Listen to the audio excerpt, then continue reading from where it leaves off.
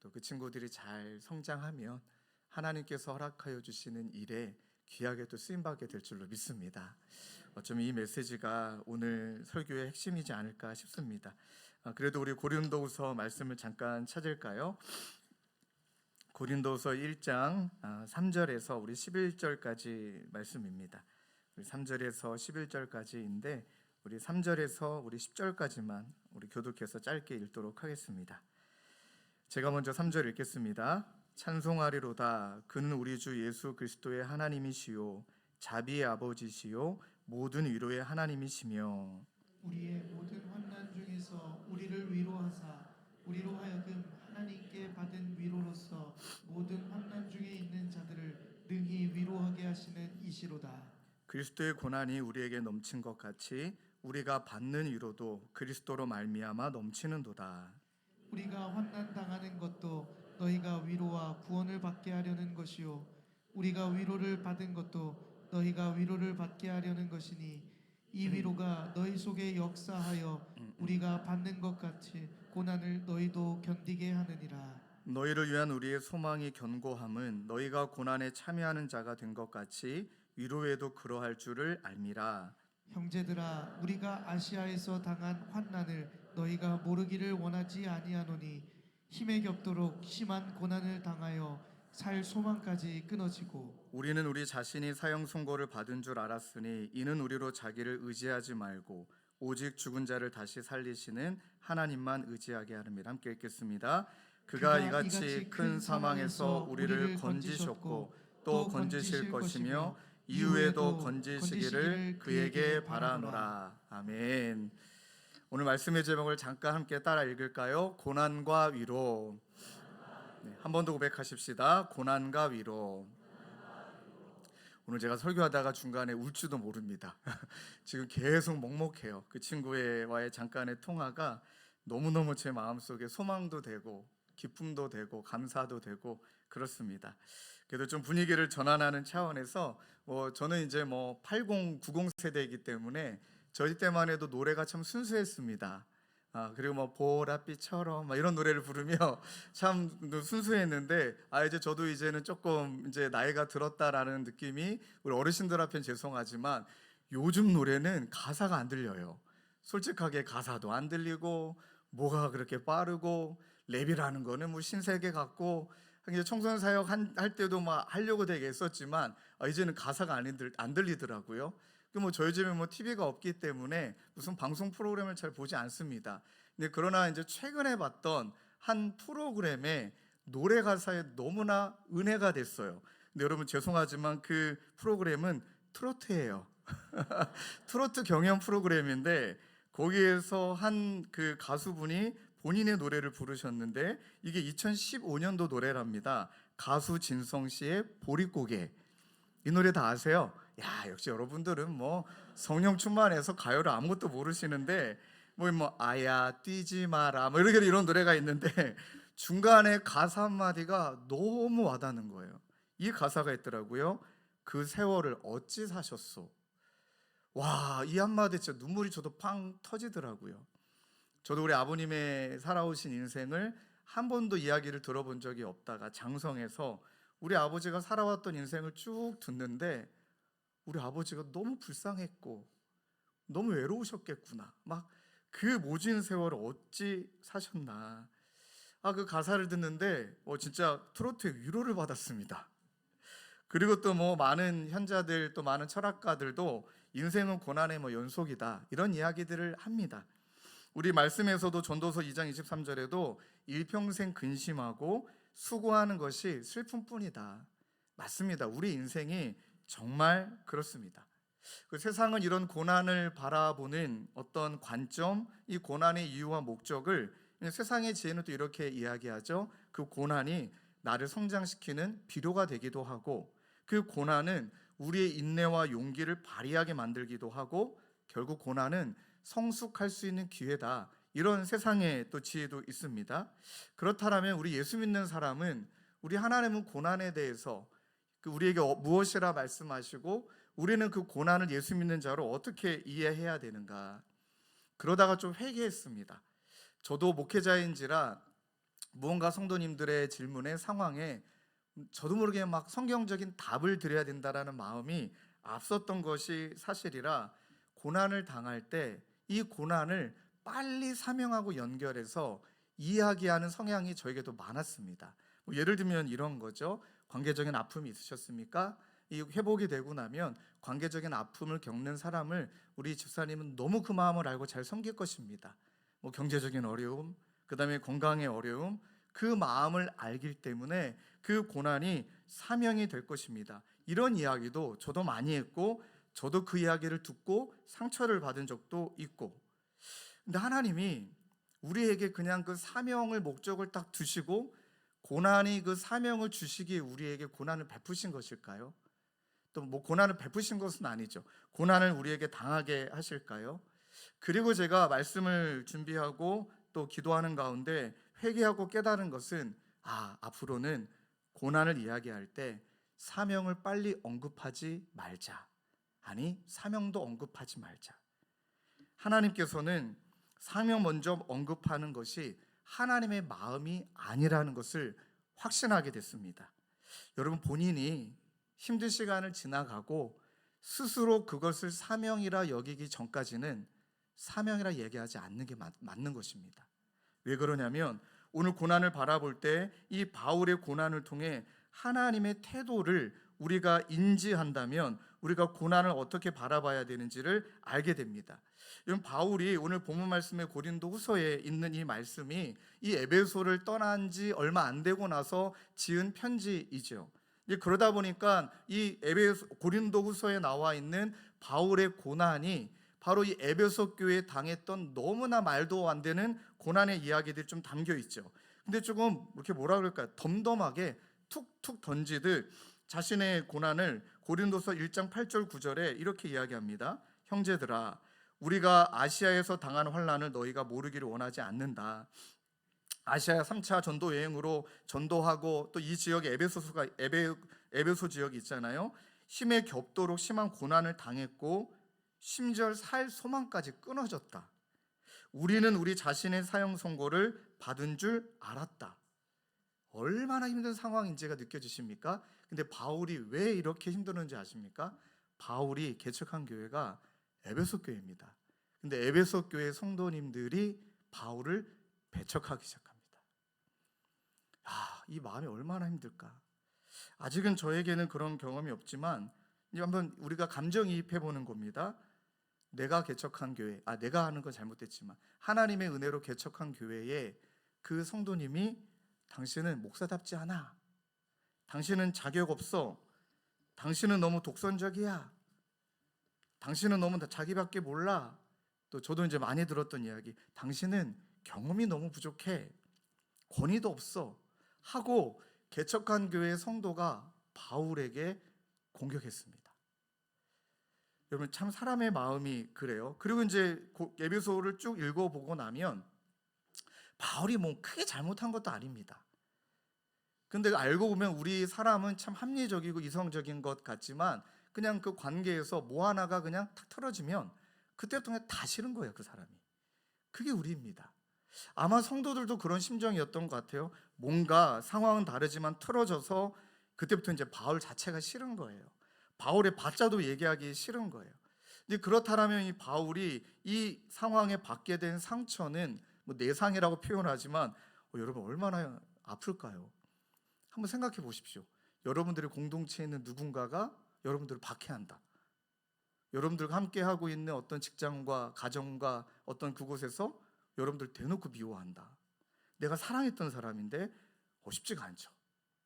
그때부터 마음이 한없이 누군가가 넌 부족해라고 말하지 않아도 아마 여러분도 그렇지만 저도 본능적으로 내가 부족한 게 생각이 나고 내 연약함이 생각이 나고 내 한계가 떠오르고 내 자격 없음이 떠올라서 자존감이 바닥치죠.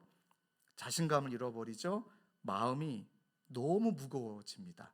그때가 되면 그냥 어떤 비난을 한다 할지라도 그 비난의 무게와 어떤 비난의 크기와 상관없이 그냥 비슷한 말만 들어도 상처가 돼요.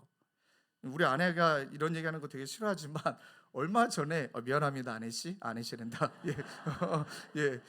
그러니까 이런 거죠. 저도 설교 잘하고 싶죠. 최선을 다하지만 늘 부족하다라는 건 누가 말하지 않아도 제가 알아요. 근데 이제 우리 아내가 이제 카톡에 여보 설교 준비 열심히 하세요. 이거는 그냥 아무 생각 없이 아무 의도 없이 격려하는 차원에서 던졌는데 제 마음에 민감하면 화가 나는 거예요. 그 말에 위로가 안 되는 거예요. 그래서 어젠가 그젠가 삐졌어요 제가. 네. 그건 아내가 그게 아니라 제 상태가 그렇다는 거죠. 사람이 그래요. 상처를 받으면 지나가는 말이더라도 가볍더라도 힘들어요. 무겁습니다. 왜요? 내가 나를 알거든요. 내가 나를 알아요. 그러니까 이 고난이 너무나 깊어 있는 바울에게 이런 질문 한번 던져볼까요? 무엇이 필요할까요? 그 고난은 사명이야 라는 말이 위로가 될까요? 고난은 다 지나가고 나면 네가 단단해져서 에베소 교회든 아시아 교회든 네가 잘 섬길 수 있는 사명이야. 그 말이 먼저 나와야 될까요? 아니에요. 진짜 바울에게 필요했던 건 여러분 위로입니다. 정말 위로입니다. 모두가 비난할 때 누군가가 나를 비난하지 않아도 내 연약함, 부족함, 자격 없음, 초라함을 내가 너무나 잘 알고 있어 상처와 눌림의 수렁 속에 빠져 있는 그때, 그 고난의 때에 여러분 예수님이 나를 위해 고난을 당하시고 나를 위해 죽었다라는 것, 저는 처음에 잘 몰랐을 때는 예수님이 고난의 본을 보여주셨구나, 예수님이 그렇게 고난을 당하셨으니까 나도 이제 십자가의 길을 걸어가야지, 내 고난도 달게 여기며 내가 주님이 맡겨주신 사명을 이루어야지, 고난을 그렇게 약간 1차적으로 해석했던 것 같아요. 근데 오늘 본문을 보니까 여러분 이 말이 핵심입니다. 고난 가운데 있는 바울에게 하나님은 바울아, 너 지금 너무 힘들지? 모든 사람이 너를 정죄하고 비난하고 너 스스로 너를 초라하게 여기지? 근데 난 너를 너무 사랑하거든. 너를 너무 사랑하기 때문에 너 대신, 그리고 너의 그 모든 것들을 해결하기 위해 하나뿐이 없는 아들 예수 그리스도가 고난을 당하게 했다. 그리고 내가 너를 너무나 사랑하고 포기할 수 없기 때문에 하나뿐이 없는 아들 예수가 너를 위해 대신 죽었다. 그리고 말씀하시는 거예요. 그만큼 내가 너를 사랑해. 그러할 때 바울의 마음속에 너무 초라해져 있는 그 마음의 상태 속에 그제서야 비로소 하나님이 얼마나 나를 사랑하시는지를 알게 된 겁니다. 그리고 고린도서 1장 5절은 바울은 여러분 이렇게 고백합니다. 그리스도의 고난이 우리에게 넘친 것 같이.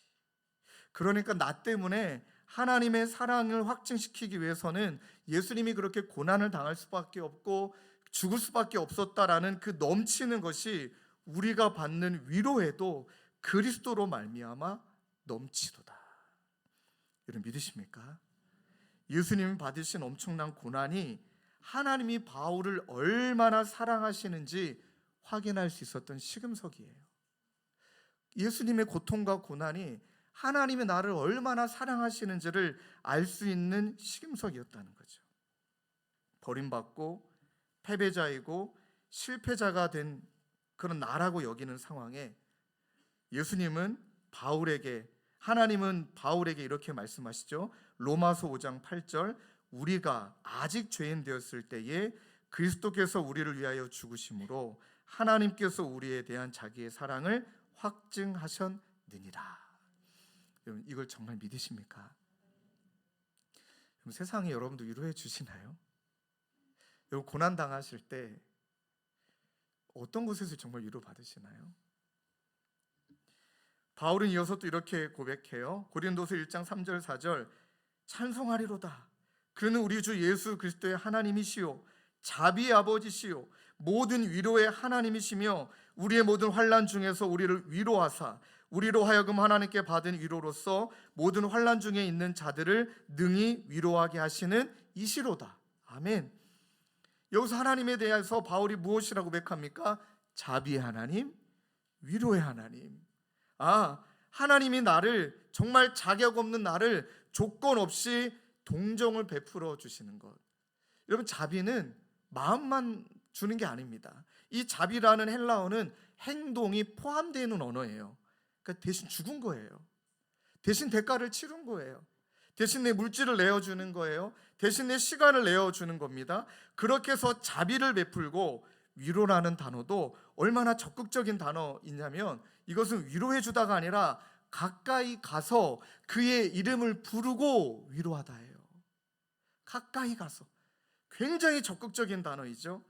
바울이 하나님의 그 자비, 하나님의 그 위로를 경험하고 나니까 하나님이 나를 얼마나 사랑하시는지, 하나님이 나를 얼마나 위로하기를 원하시는지를 깨닫고 그 은혜를 누리고 나니까, 그리고 나니까 누군가를 위로하고 싶어지는 거예요.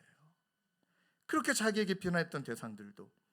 여러분, 우리가 한 가지는 꼭 기억해야 될 게 있습니다. 고난의 때를 걸어가고 계신 분이 계시다면, 아니에요. 많아요. 많으시거든요. 오늘 일부 예배 때 제가 그분의 고난을 현장을 알거든요. 그냥 펑펑 울고 가시더라고요. 그리고 가실 때 남자분이신데 저를 꽉 한번 끼 안아주고 가시더라고요. 여러분, 뭘 기억하셔야 되냐면, 고난의 때를 걸어갈 때 누구보다 내가 자비와 위로가 필요한 존재라는 것을 인정하십시오. 반드시 인정하십시오. 이겨내고 그냥 막 사명감에 붙어가지고 누군가를 섬기려고 먼저 하지 마시고, 하나님, 내가 위로가 필요하고 하나님, 나에게 자비가 필요합니다. 예를 든다면, 여러분, 자유를 얻고 싶어요? 그럼 내가 속박되어 있다는 걸 인정하셔야 된다는 거예요. 나에게 속죄가 필요합니까? 그럼 내가 죄인이라는 것을 인정해야만 그것이 출발점이라는 겁니다. 우리가 위로가 필요하다면, 나는 지금 힘겹고 너무 아프다라는 것을 인정할 때, 그러할 때 나를 향한 하나님의 자비와 나를 향한 하나님의 위로가 더 깊이 다가오게 되는 줄로 믿습니다. 정리한다면, 고난과 위로, 먼저는 나 자신을 향하여 고난을 통해 위로가 깊어진다는 것은, 이 고난은 나로 하여금 하나님의 자비와 은혜가 절실히 필요한 존재를, 그게 바로 나라는 것을 깨닫게 해준다는 겁니다. 믿습니까? 여러분, 그것이 자비와 은혜 가운데 위로가 깊어지는 것입니다. 설교를 준비하다가 한 시를 발견했는데, 일주일 내내 이 시를 거의 매일 한 10번씩은 정말 읽은 것 같아요. 근데 읽을 때마다 눈물이 나요. 한번 여러분 들어보실까요? 조지 허버트의 사랑이라는 시인데요. 쓰레기 같은 죄와 죄책감으로 내 영혼은 뒤로 물러났다. 그러나 눈치 빠른 사랑, 내가 처음 들어올 때부터 무기력한 나를 보시고는 가까이 다가와 다정히 물으시네.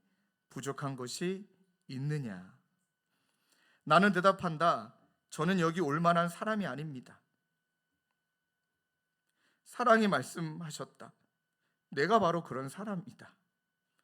매정하고 배은망덕한 제가요? 오, 아닙니다.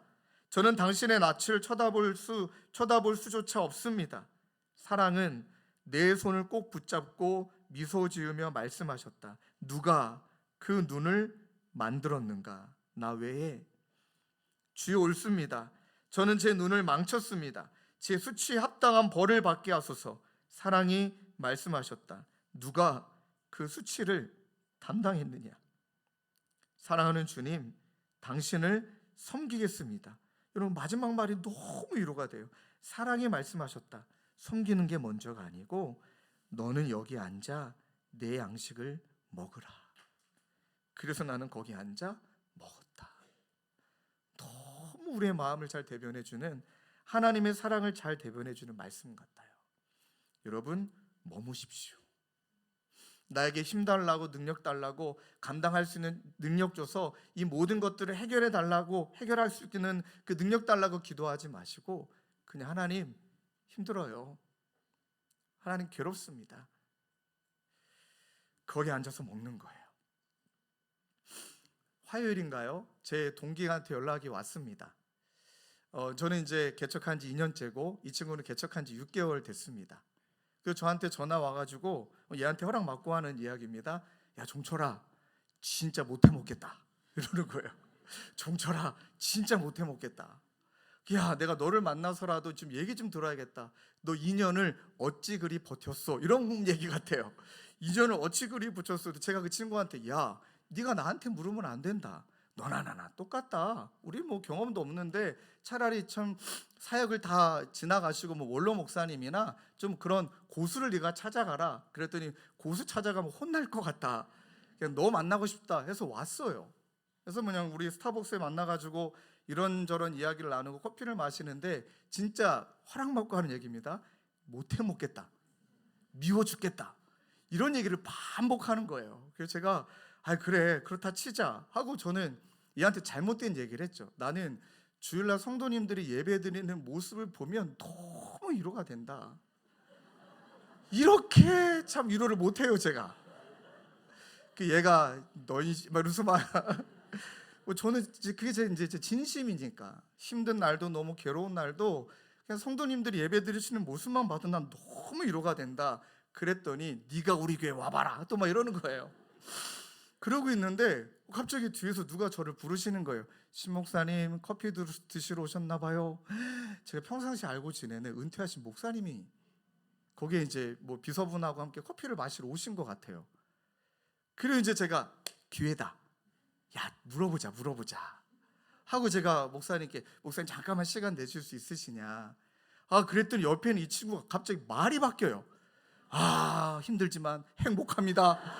이야, 정말 얘 봐라, 나한테는 못해 먹겠다 얘기했는데 힘들지만 행복합니다. 그리고 제가 만든 말 행복한 피로감을 맛보고 있습니다 막 얘기를 하니까 제가 야 이건 아니지 않느냐. 그래서 제가 얘를 그냥 꼬질렀어요. 그래서 못해 먹겠답니다.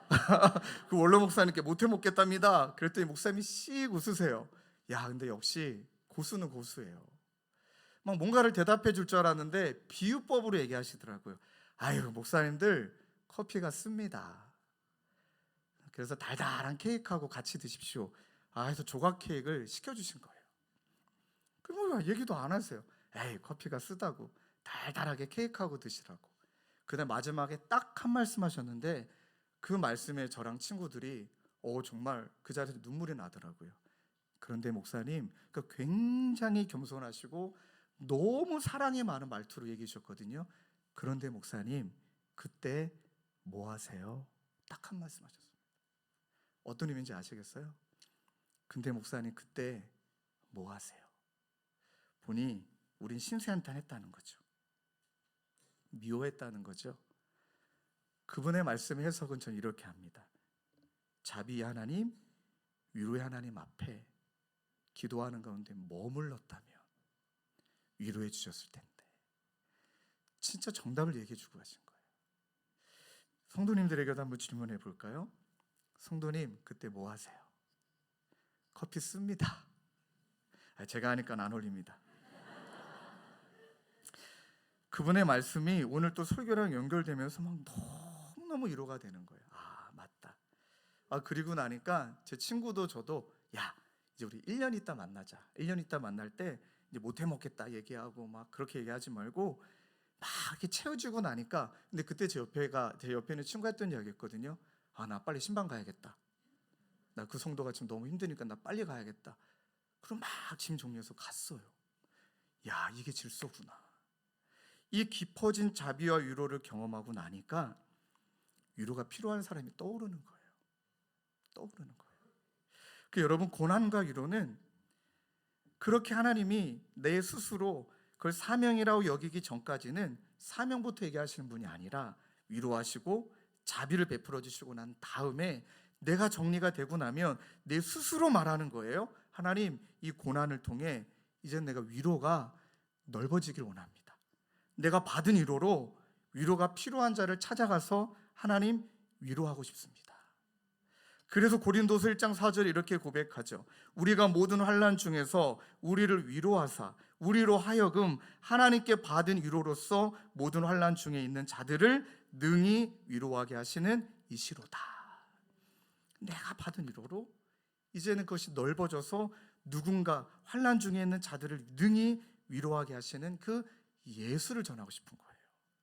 여러분 진짜 우리 간증들도 살펴보면 저도 그랬던 것 같아요. 무언가를 이겨냈던 나, 고난을 통과한 나, 우리 나의 좀 관점이 맞춰져 있는데 바울을 가만히 보면 고난 가운데 함께 하신 예수, 힘들 때 나와 동행하신 예수가 방점이더라고요. 그래서 여러분, 두 번째로 정리한다면 타인을 향하여서 우리가 고난을 통해 위로가 넓어지는 것은 받은 위로로 위로가 필요한 자들에게 위로하되, 오늘 본문에 보니까 두 가지의 명확한 지침도 있네요. 첫 번째는 소망을 심어주는 사람이 되어야 된다는 거예요. 예수만이 소망이지 않습니까? 믿습니까? 예수 소망을 심어주는 자인데, 고린도서 1장 6절 7절에 중간에 조금 건너뛰고 뒷부분만 읽으면 이 위로가 너희 속에 역사하여 우리가 받는 것 같은 고난을 너희도 견디게 한다. 너희를 위한 우리의 소망이 견고함은. 여기 보니까요, 위로가 우리 안에서 역사함으로 견디게 되고, 그것을 견디게 하신 그 위로 때문에 내가 너희들을 향하여 위로하고 싶고 위로를 전하고 싶은데, 너희들을 향하여 나는 소망이 절대 끊어지지 않을 만큼 견고하다, 이 고백을 하고 있죠. 여러분, 여기서 핵심은 견딘다예요. 죄송합니다. 저는 이 헬라어가 이렇게 매력적인 줄 몰랐어요. 이 견디다라는 헬라어가 휘포모네라는 단어예요. 우리는 생각하면 아이고 간당간당 버틴다, 그냥 두 주먹 불끈 쥐고 이를 악물고 버틴다. 저는 이게 견디는 건 줄 알았더니 원어의 의미가 소망, 기대감 아래에서 견디다예요.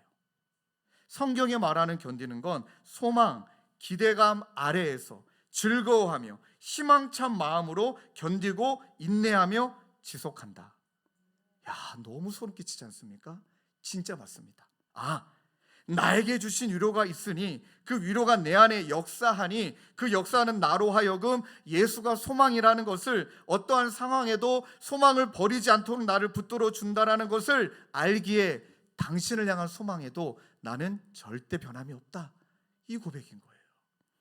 그러할 때 내가 받은 위로로 누군가를 위로하면 넓어질 때 그들에게 남겨주는 것은, 심겨주는 것은 소망과 기대감이라는 거죠. 그래서 저도 우리 자녀에게 진짜 언어를 바꿔야겠다, 그 아이를 위한 말이라고 말하지만 결국 마이너스예요. 마이너스. 하긴 잔소리는 무조건 마이너스인 것 같아요. 또 우리가 서로를 권면한다라고 말하면서도 그 사람의 마음을 힘들게 만들고 그 마음을 낙담하게 되는 것이라면, 마이너스라면 죄송하지만 원어적 의미에서는 그 사람을 견디지 못하게 합니다. 이해가 되시죠? 낙담하게 하죠. 그러니까 무조건 소망의 언어는 플러스예요. 플러스. 그 사람이 뭔가를 더해주는 거죠. 희망을 더해주고 즐거움을 더해주고 기대감을 더해주고. 로마서 8장 37절에 이렇게 말씀하십니다. 그러나 이 모든 일에 우리를 사랑하시는 이로 말미암아 우리가 어떻게 한다고요? 넉넉히 이기느니라. 할렐루야. 또 이 고난과 위로는 두 번째, 예수만이 소망이라는 것을 심어주지만 또 한 가지, 그분만을 의지해야 된다는 것도 심어주고 있어요. 고린도서 1장 9절 10절에도 중간에 읽을까요? 제가 읽어드릴게요. 우리로 자기를 의지하지 말고, 우리 자신을 의지하지 말고 오직 죽은 자를 다시 살리시는 하나님만 의지하게 하심이라. 이 의지함은 어떻게 또 표현됩니까? 그가 이같이 큰 사망에서 우리를 건지셨고, 과거에도 예수로 말미암아 그분을 의지함으로 말미암아 이겨냈고, 그 다음에 현재도 그분을 의지함으로 나를 건지실 것이고, 미래에도 나를 건지시기를 그에게 바라노라 하고 바울이 자신의 과거와 현재와 미래 삶을 관통하며 위로하죠. 나를 의지하지 말고, 상황 의지하지 말고, 사람 의지하지 말고 예수 의지해야 된다. 예수 의지해야 된다. 우리는 이 말씀을 알고 있죠. 에베네셀, 지금까지 인도하신 하나님, 그리고 임마누엘, 지금 나와 함께 하시는 하나님, 그리고 여호와 이레, 앞으로도 준비하시고 책임져 주실 하나님, 그 하나님을 의지할 때 여기서 뭐라고 말씀하시냐, 10절에 건지신다라고 말씀하십니다. 이 말씀은 굉장히 또 적극적인 단어예요. 어떤 사람을 구출하기 위해 돌진하다라는 뜻입니다. 과거에도 돌진해서 우리를 건지셨고, 그 상황 가운데 우리에게 돌진하셔서 현재도 우리를 건지고 계시고 앞으로도 우리를 건지실 것이고. 그리고 나서 오늘 예배를 드리는 그 자립지원 청년, 수원에 있는 그 청년이 지 몸도 아프고 자기 돈도 필요한데 저는 이 청년이 오늘 예배 드린지도 몰랐습니다. 이게 이제 청소년 사역한 것에 대한 이제 조금 이제 이 시뮬레이션에 돼 갖고 막 계속 전화 오거나 문자가 계속 온다면 이건 일 터진 거거든요. 오죽했으면 예배 중간에 나갔겠습니까? 근데 막 울면서 목사님 나 알바비 56만 원 이거를 꼭 헌금해야 될 것 같다고, 마음 바뀌기 전에 빨리 목사한테 전화하고 싶었다고, 예배 중이실 텐데 죄송하다고. 그 다음에 얘가 마지막으로 했던 말이 뭐냐면 하나님이 나를 통해 누군가를 위로하실 거라고, 하나님 나의 삶을 통해 누군가를 위로하실 거라고. 그 말엔 너무 위로가 되는 거예요. 말씀을 정리하면서 사랑하는 성도님들, 사명부터 얘기하지 마시고 힘부터 주지 마시고 위로가 필요하고 나에겐 하나님의 자비가 필요하다는 것을 우리가 인정하면 그 하나님이 우리 가운데 채워주셔서 그 사명을 나 스스로 갖게 만들어 그 위로를 넓어지게 하신다는 거 믿습니까? 이미지 몇 가지를 한번 보여드릴까요? 제가 얼마 전에 그냥 그 뉴스를 보다가 유튜브에 뉴스를 보다가 루스 우스터만이라는 캐나다 화가가 있더라고요. 저거 보시면 2살짜리 이브가 그린 낙서예요. 그런데 이분은 화가인데 이분도 한동안 애 낳기 전에는 너무 슬럼프에 빠졌답니다. 근데 딸이 콧노래를 부르면 낙서를 막 하더래요. 처음에는 이 화가가 말렸대요. 낙서하지 말라고, 그 종이값 아깝다고. 근데 그 아이가 계속 낙서를 해요. 그러다 이분의 마음이 싹 바뀐 거예요. 이 아이의 얘기를 듣다가 그 얘기를 듣고 얘가 낙서하지만 이거 완성형이 아니잖아요. 그 위에다가 화가의 엄마가 그림을 덧대요. 색칠을 덧대고 이렇게 넘겨주실까요? 그리고 작품을 만들어요. 작품을. 하나님이 저런 분이시구나. 너무 와닿지 않으세요? 우린 낙서투성이인 것 같은데 건지신다, 우리를 구출하려고 하나님이 손 대신다. 그리고 낙서투성인 우리를 하나님이 작품으로 만들어 주신다. 아멘. 그래서 여러분 꼭 기억하십시오. 지금 우리가 얼마나 비어있느냐는 중요하지 않아요. 이미지에 나와 있는 대로 세상은 막 공격하죠. 너 이거 부족해, 너 저거 부족해. 근데 여러분 우리가 믿고 있는 하나님은 얼마가 비어있느냐에 관심 없고요, 채우시는 데 관심이 있습니다. 그래서 여러분들이 지금 많이 고난 가운데 비어 계시다면 여러분 기억하세요. 하나님이 신나셨어요. 왜요? 하실 일이 많아지셨잖아요. 여러분들을 채울 일이 많아지신 거잖아요. 그러면 여러분들에게 채우시고 다음 이미지처럼 이제는 반드시 흐르게 하셔서 그렇게 우리 이웃으로 함께한 홀트 학교에 있는 친구들, 또 이곳에 계신 이용인 분들, 또 홀트 아동복지회를 통해 그렇게 함께 기댈 어른들이 필요한 우리 자립 준비하는 청년들, 또 여러분들의 삶의 여정이 있는 분들, 그들에게 체험으로 살아가는 저와 여러분 될 줄로 믿습니다. 우리 예배 시간이 많이 길어졌지만 그래도 함께 찬양하고 기도하고 예배를 마치기를 원해요.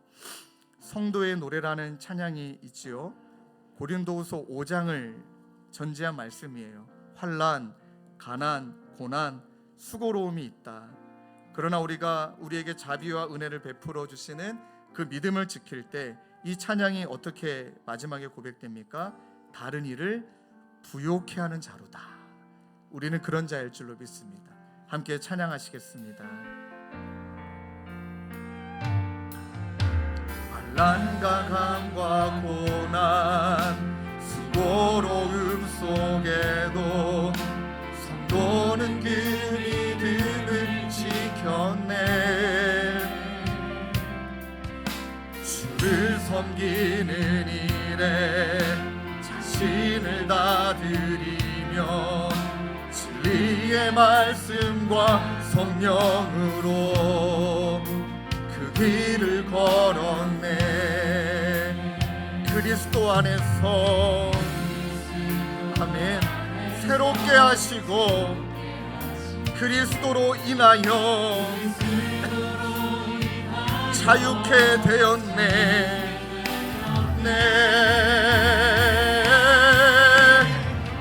우리는 유명하나 유명한 자요.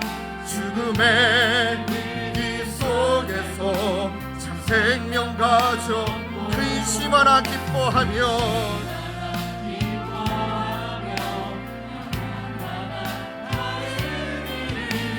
부욕해 하는 찬양할까요? 우리는 무명하나 우리는 무명하나 유명한 자 죽음의 위기 속에도 아멘 생명 가졌고 근심하나 기뻐하며 가난하나 다른 이를 부욕해 하는 자로다. 사랑하는 성도님들, 이 시간 함께 기도하기를 원해요.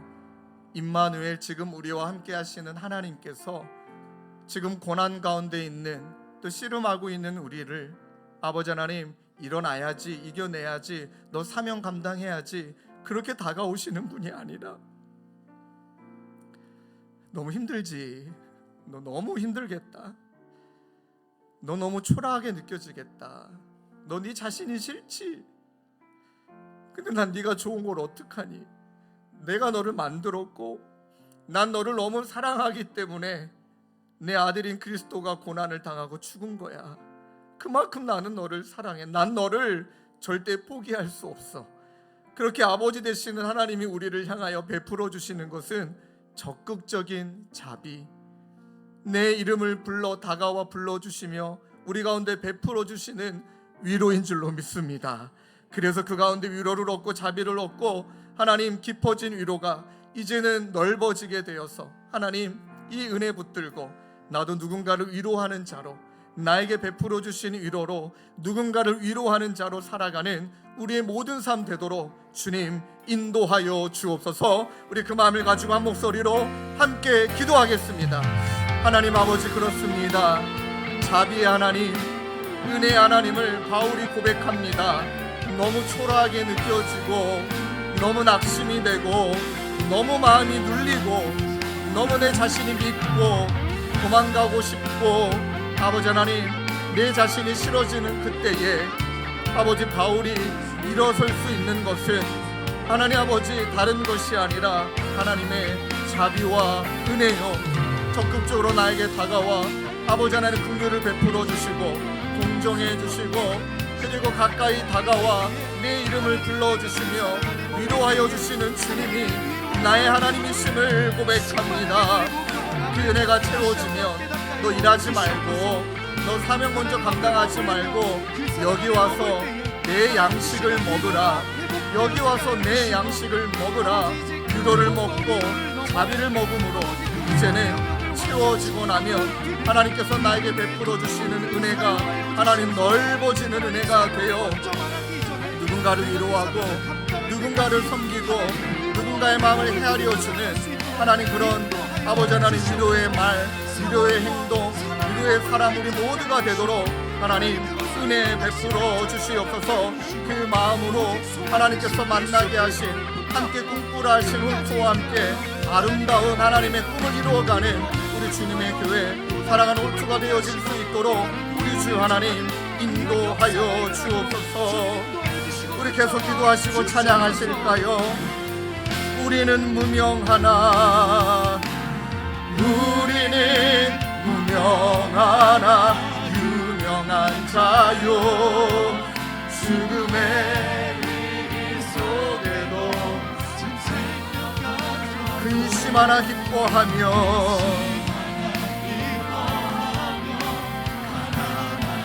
다른 일을 부욕해하.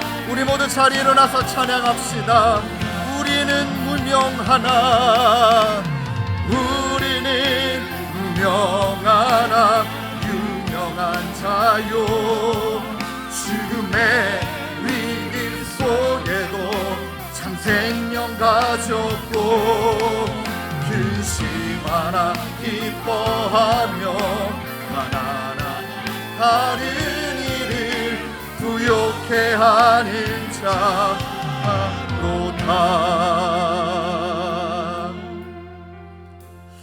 선인장, 척박한 환경에서도 강한 생명력으로 견뎌낸다. 떨어져 나간 조각에서 다시 싹을 띄워 자라난다. 자립준비 청년이 이 텀블러에 새겨진 선인장의 이미지와 그 의미, 주님, 그렇습니다.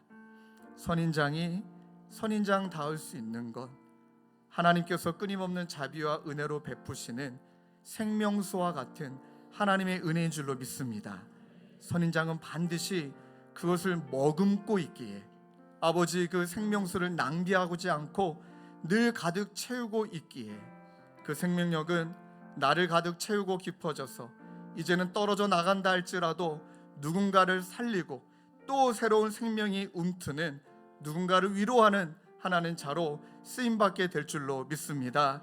아버지 하나님, 주님의 교회와 또 우리 주님의 교회 성도님과 또 하나님의 꿈을, 우리에게 맡겨주신 꿈을 함께 꾸라고 하나님 만나게 하여 주신 우리 귀한 홀트, 무엇보다 사명 감당하기 이전에 하나님의 은혜와 자비로 채우는 그 자리로 나아가게 하여 주시고, 채워주신 은혜로 사명을 스스로 다짐하며 감당하는 저희 모두가 되도록 주님 인도하여 주시옵소서. 우리 구주 예수 그리스도의 은혜와 하나님 아버지의 다함없는 사랑과 성령님의 위로교통 감화, 우리와 함께 하시는 성령 하나님의 역사가 하나님 위로의 깊이, 위로의 넓이를 맛보며 그렇게 살아가기로 다짐하는 사랑하는 성도님들과 주님의 교회와 홀트 가운데 영원히 함께 계시기를 간절히 축원하옵나이다. 아멘.